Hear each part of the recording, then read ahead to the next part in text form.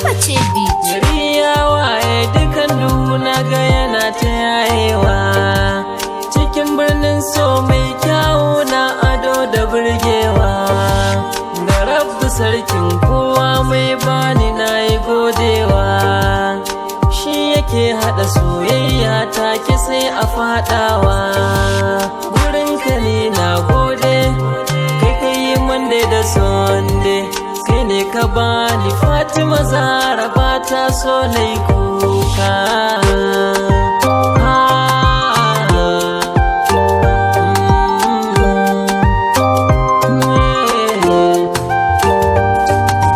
Na kasa gane kaina sabida so na zazzauce, bani da damar na zuwa sanadinki na ɗimauce.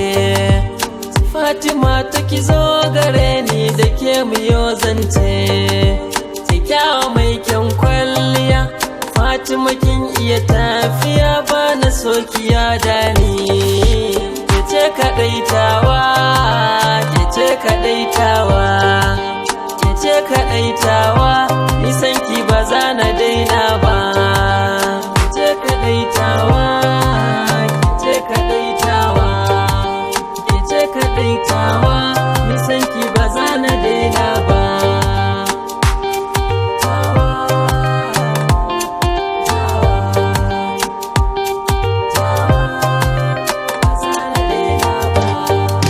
Bani da kowa sai ke, san ki na fara da gaske. A ce min yin barki da sake, dole na ruɗe nan take. Rashin ki zai sani damuwa wanda zai sanadin rasa raina.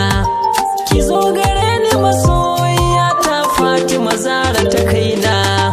Ba za na bar ki ba kin sani, kuna nake miki kin gani. A zuciya san ki na yi gini, Ummi da Abba na sun sani. Jinin ki ne a jikina, da ma ki zan matana. Na baki kyautar kaina, na san kina damana. Farin ciki na kallon ki, bakin ciki na in barki. Na shiga ƙauna, na faɗa a cikin sanki. Ce kaɗaitawa.